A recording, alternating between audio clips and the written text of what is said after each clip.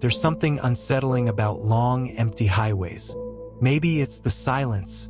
Maybe it's the feeling that no matter how far you drive, something might be following you. Every year, thousands of travelers report strange encounters on the road.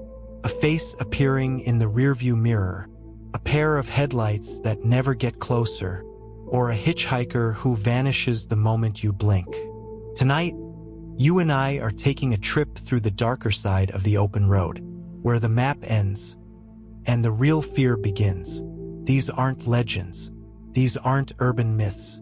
These are 3 true road trip horror stories, the kind that start as a simple drive and end in ways no one can explain. So buckle up, keep your doors locked, and whatever you do, don't look behind you.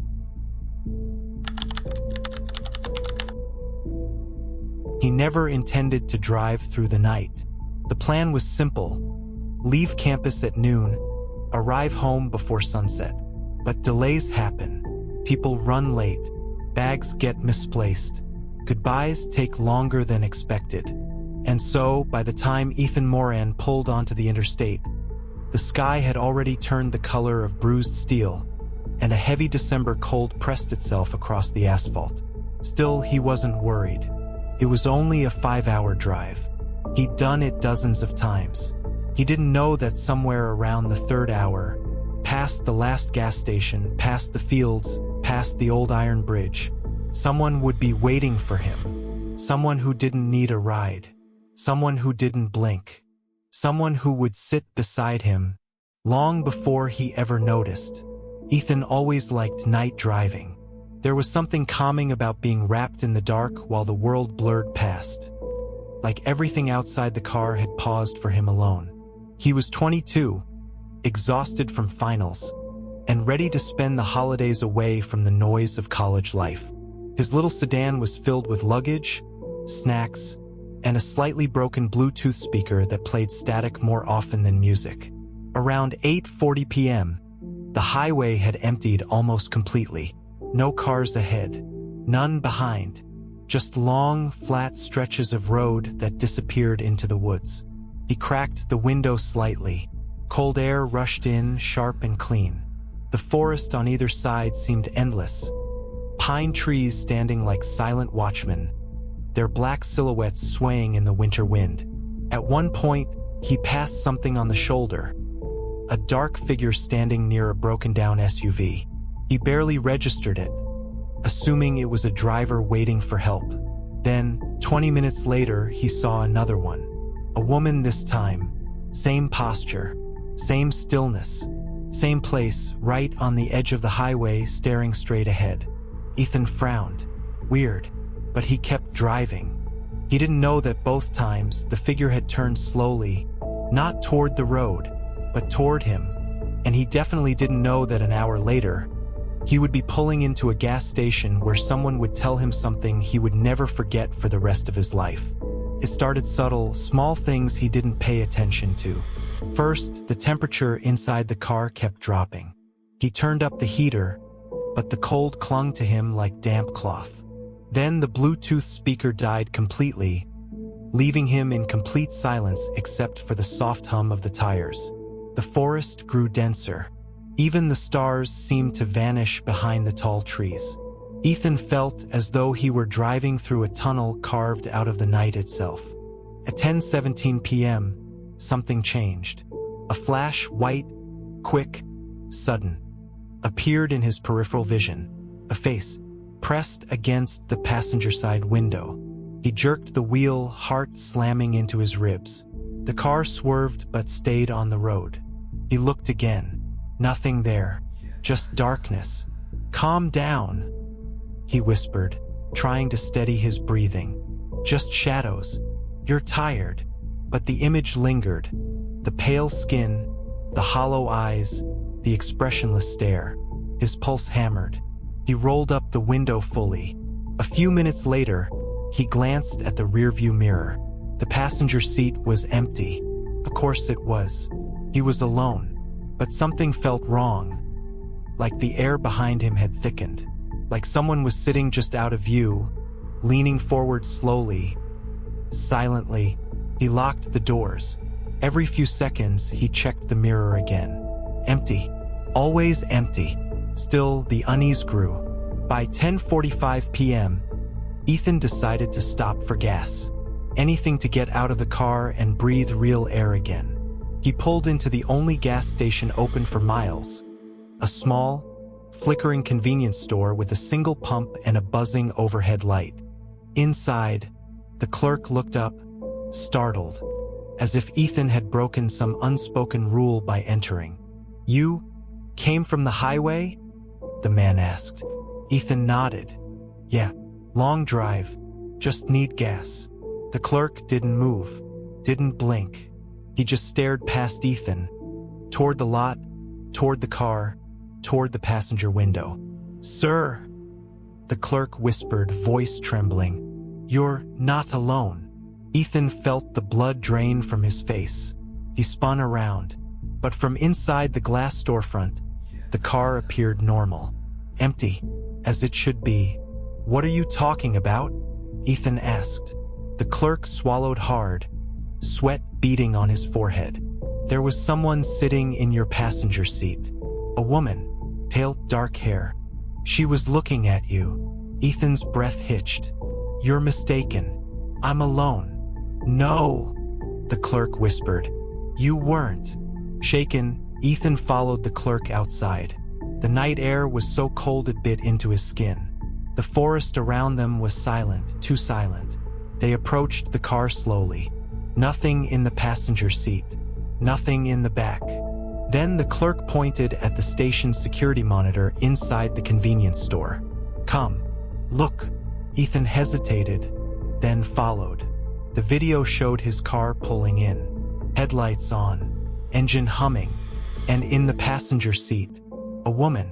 Her skin was gray and waxy, like old candle wax. Her head tilted slightly, her long black hair covering much of her face. But her eyes were fixed on Ethan, unblinking, unmoving, watching. Ethan staggered back. "That's not possible," he whispered. The clerk rewound the footage. Every frame showed her sitting there, still, patient, silent. Then the clerk froze the video on one frame. "Watch," he said. On the screen, the woman slowly, very slowly, turned her head toward the camera. As she did, her lips began to curl upward, a thin, unnatural smile spreading across her face, far wider than human muscles should allow. The screen flickered, the feed cut to black, and the lights in the gas station flickered with it. Something scraped against the outside window, a soft, deliberate sound, like fingers dragging slowly across the glass. Ethan turned, heart pounding, lungs tightening. Outside, the passenger door of his car was open, just slightly, just enough to show that it had been closed only moments before. Police arrived 20 minutes later. They found no one, no footprints in the snow, no sign of forced entry, nothing disturbed in the car. But when they reviewed the station's security footage, there was nothing. No woman, no movement, no strange figure. Every frame was blank. Ethan insisted they had seen her. The clerk insisted too. But the officers said the camera had been malfunctioning for months. When Ethan finally continued his drive home, he covered the passenger seat with a blanket, telling himself it was just for comfort. But deep down, he knew better. For weeks afterward, every time he glanced at a window, he half expected to see her face reflected there, waiting, watching. And sometimes late at night on quiet roads, he would feel the temperature inside the car drop suddenly, his breath fogging, the air turning ice cold. And in those moments, he never looked at the seat beside him, because deep inside he was certain she was still there.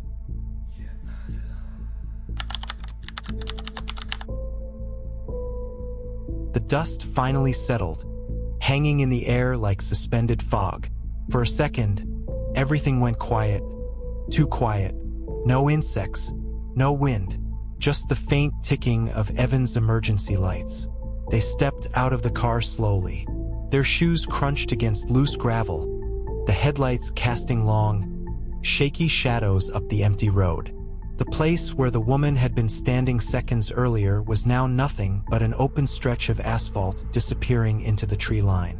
No sign of a body, no blood, no skid marks showing that she had jumped aside. Nothing.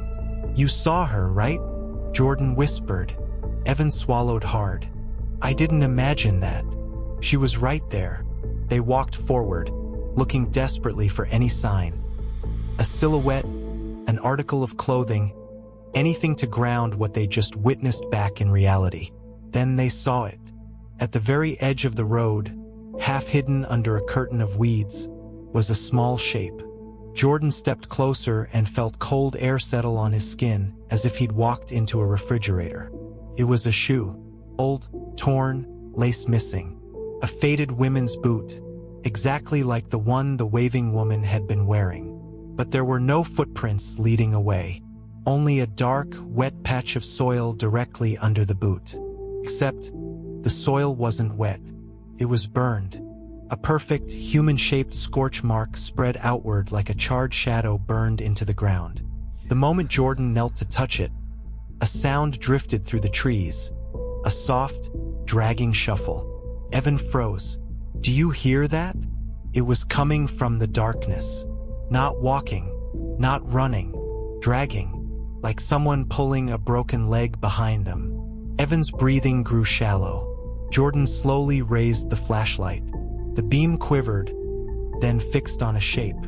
A figure stood between the trees, but it wasn't facing them. It was facing away, body stiff, arms at her sides. "The woman," Evan whispered.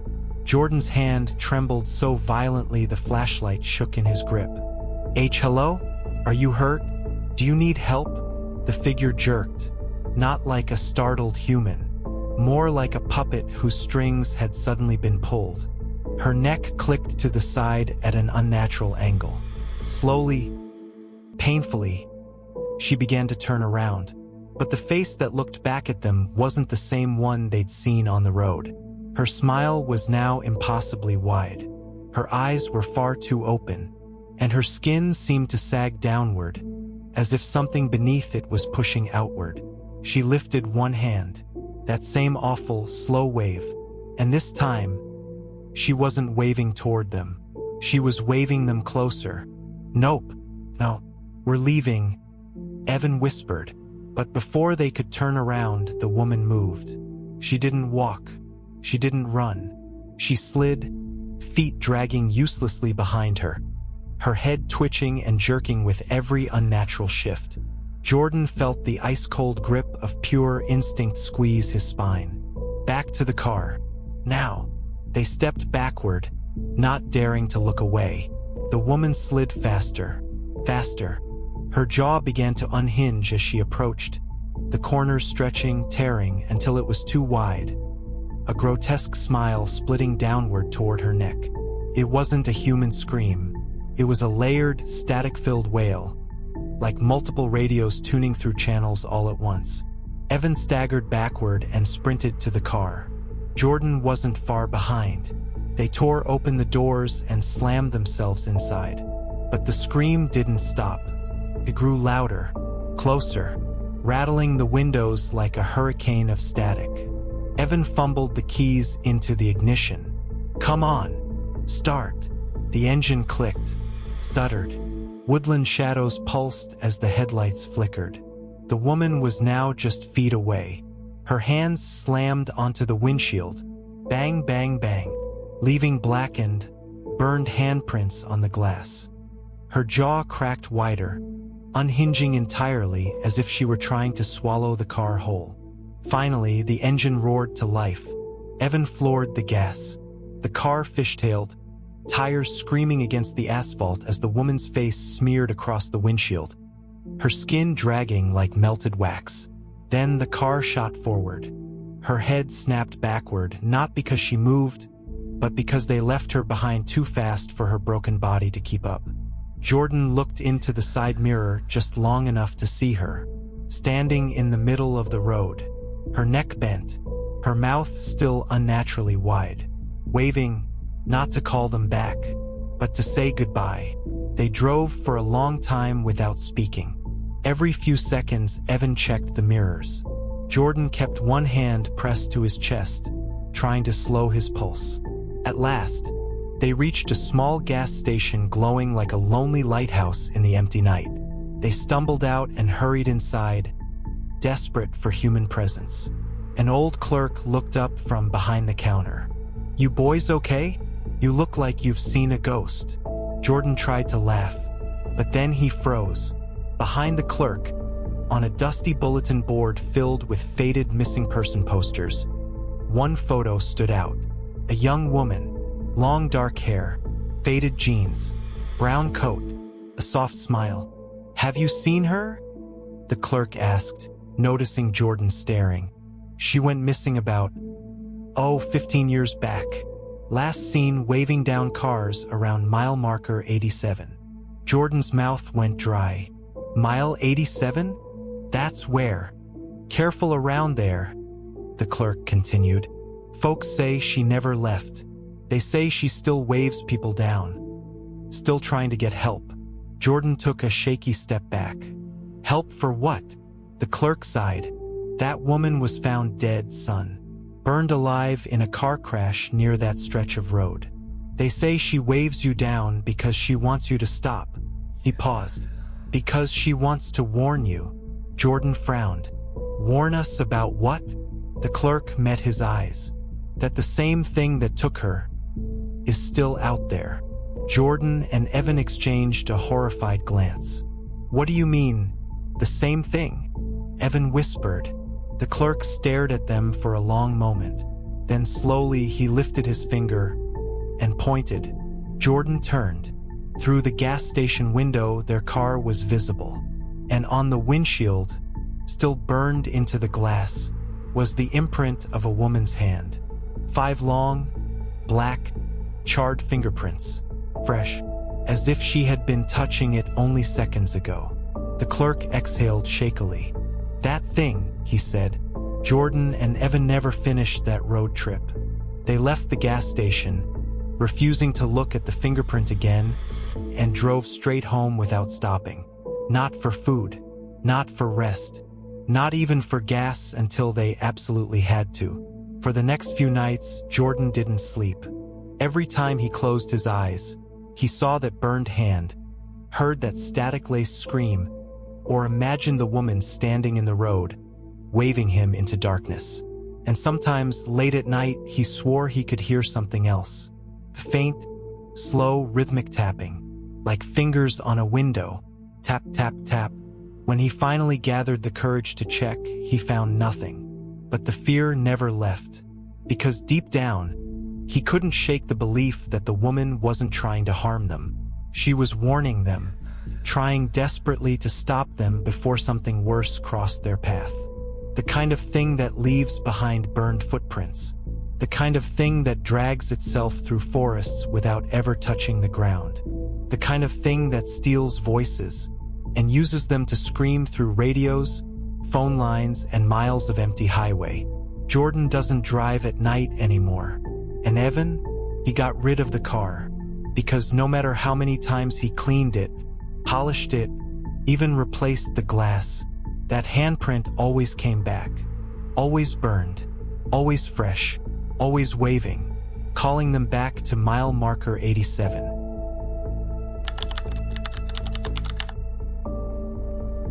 They say interstate highways are safest at night. Open roads, empty lanes, nothing but you and the dark. But that's a lie, because sometimes the dark watches back. Caleb learned that on a cold November night, driving home after a 14-hour shift. The world outside was a blur of black pine and distant mountains, the kind of stretch where the radio fades and the GPS struggles to keep a signal. He was exhausted, eyes burning, hands trembling slightly on the wheel, which is why, when he saw the glowing sign for a rest stop, a place he'd never noticed before, he felt relief wash over him like warm water. A restroom, a vending machine, a place to breathe. But inside that rest stop, someone else was waiting. someone who wasn't supposed to be alive. And by the time Caleb realized the truth, the rest stop was already gone. Caleb had driven this highway for nearly 7 years, the same lonely stretch of I-47 that cut through dense forests and abandoned farmland. He knew every curve, every faded billboard, every place where the guardrail bent inward from old accidents. So when he passed the sign, it immediately struck him as wrong. Rest area 2 miles. White letters. Green reflective paint. New too, as if it had been installed last week. Caleb blinked. That wasn't here before. He rubbed his eyes, chalking it up to exhaustion. Long shifts at the hospital were nothing new, but tonight had been brutal. A 5-car pileup. A child missing half a pulse. A man on the brink of death who wouldn't stop whispering something about a woman standing in his headlights. Caleb just needed air. A few minutes to shake the heaviness sitting on his chest. As promised, 2 miles later, he saw the entrance. A clean asphalt ramp curved gently off the highway, lit by a single flickering street lamp. The rest stop itself was small. Just a squat concrete building with an old soda machine humming beside it, and 2 picnic tables sinking into the grass. But something about the place felt hollow, silent in a way that was heavier than normal silence. Like sound itself refused to exist there. Still, Caleb parked, sighing as the engine quieted. His ears rang in the thick stillness. He stepped out. The air felt wrong immediately, colder than the surrounding woods, as if the rest stop sat inside a pocket of stale, refrigerated wind. The building's fluorescent light flickered overhead. Inside the men's restroom, a single sink dripped slowly. Plink, plink, plink. The echo traveled unnaturally far, vanishing into corners that felt deeper than the room actually was. Caleb washed his face, stared at his reflection, and whispered, 5 minutes, then back on the road. He should have left right then. The strange feeling began the moment he stepped back outside. The air felt thicker, like humidity, except the cold made that impossible. Caleb walked toward the vending machine, digging for a few coins. But halfway there, he stopped. Someone was sitting at the far picnic table. He hadn't noticed them before. The figure was hunched, elbows on the table, hands folded like they were praying. Their head was bowed low, a mop of messy, dark hair hiding their face. They wore an oversized coat, damp and heavy-looking. Caleb's breath caught. "Hey, you okay?" No movement. He took a slow step forward. "Sir, do you need help?" The figure twitched, not naturally, but like a glitch in movement, a skipped frame. Their head jerked an inch, then stopped. Caleb felt a warning spark fire through his nerves. He stepped back. Something inside him whispered, "Don't get closer." He returned to his car instead, deciding it was better to leave. But when he reached the door handle, he froze.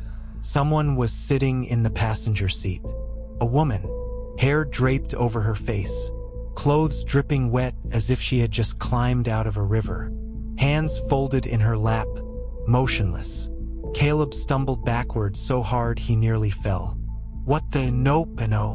He circled around the car, heart hammering. He grabbed his phone to call 911, but there was no signal, not even one bar. The screen simply said, "No service. Emergency call failed." He tried again, and again. Each time the call failed instantly. He turned toward the rest stop building. Maybe he could hide inside until someone else drove by. Then he froze a second time. The man at the picnic table was standing now, facing him, though facing wasn't the right word. His head was tilted at such an extreme angle that his face pointed sideways, nearly upside down. His arms hung too long. His legs looked bent in places where legs shouldn't bend. And the woman in Caleb's car? She slowly lifted her head. Caleb didn't see her face, but he heard her. A wet, gurgling inhale, like water filling lungs, like the inside of her body was drowning. Caleb bolted. He sprinted toward the building, but each footstep felt like it landed an inch too deep, as if the ground had turned soft beneath him. Behind him, the wet breathing grew louder, closer, filling the air like a rotting river. He slammed into the restroom door and locked it, pressing his weight against the cold metal. His lungs burned. Silence. Then, slap. A wet palm hit the door.